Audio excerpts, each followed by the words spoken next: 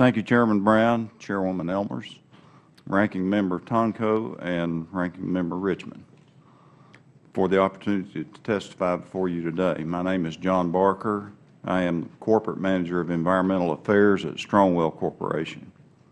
And I'd also like to introduce my colleague, David Ring, who is with us from Strongwell. Strongwell employs 465 people with facilities in Bristol, Virginia, Abingdon, Virginia, and Chatfield, Minnesota. Our primary raw materials are styrene, resins, and reinforcements, which we use to make many products, including ballistic panels, having shipped over 150,000 to protect American troops and soldiers in Iraq and Afghanistan. We also manufacture bridge beams, platforms being used increasingly to reduce the life cycle cost and improve sustainability of infrastructure. Like any chemical, such as styrene, it's critical to follow safety guidelines. At Strongwell, we pride ourselves in our proactive safety programs.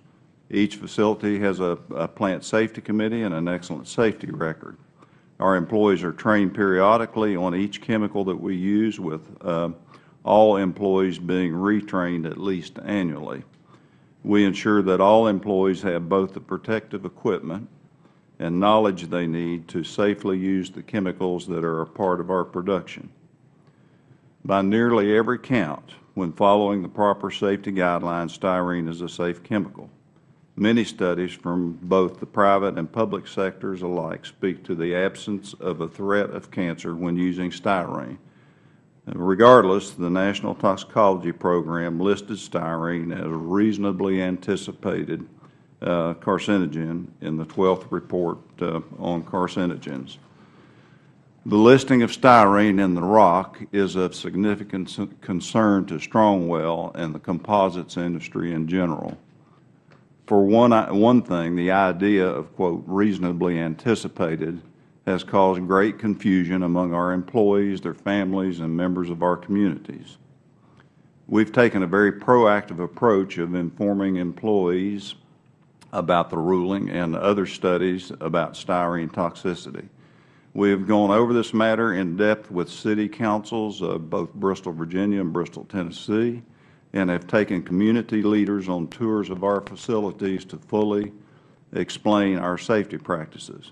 We have spent millions of dollars on emissions reductions and have pushed toward direct injection molding, which lessens the exposure of workers to styrene. Dr. Buss has explained the scientific problems behind the listing of styrene in the report on carcinogens. Let me tell you about some of the problems it is causing to business. As a company, Strongwell has gone to great lengths for many years to have a strong and positive relationship with our community. For example, we assist a local fire department in their annual training, and we provide assistance in maintaining their equipment. Lately, we've been receiving anonymous phone calls saying things like, you do know that styrene causes cancer, don't you? This tells us that people believe the flawed science used in the assessment of styrene, and it makes it difficult to maintain an open and fair relationship with our community. A Google search of styrene toxic tort returns a list of many law firms that now claim to specialize in styrene injury suits.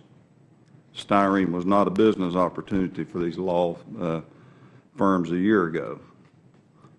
Because we self-insure, Strongwell has had to place a significant amount of money into reserves to protect ourselves against potential liability lawsuits. The money that we must reserve for liability purposes could be used for investment and job creation and expansion if it weren't for this listing. And as I mentioned previously, Strongwell manufactures many important products, and these are just a small example of the thousands of applications of composite products. Styrene is an essential chemical component of this manufacturing for which there is no reasonable replacement. Resins based on other chemicals do exist, but they're usually far more expensive and not nearly as well understood in terms of health effects on humans. Likewise, we are very concerned about the potential regulatory burden that could be placed on our operations should the ROC listing form the basis of regulatory changes.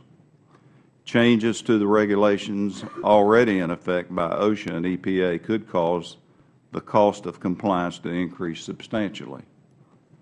Further, focusing on a matter that should be of no concern will make it harder for employees to give full attention to the safety issues that are important. Because there's no legitimate substitute for styrene, and because the cost of liability and compliance could increase astronomically, there's a concern that the federal treatment of styrene could drive composites jobs offshore. By the way, this is not just a concern for Strongwell, but for the entire industry that employs over 250,000 people. Mr. Barker, if you could wrap up very quickly. You've overstated your 5 minutes, so okay. Please finish quickly. Okay. We do have international competition, and we support reforms with the ROC process. And finally, I'd like to say that while I'm speaking here today, we've got 50 second graders from a local elementary school touring our plant in Bristol, Virginia. And if we believe that styrene posed any threat of cancer, we would never allow those children from our community to tour our facility. Thank you very much for the opportunity to provide these comments.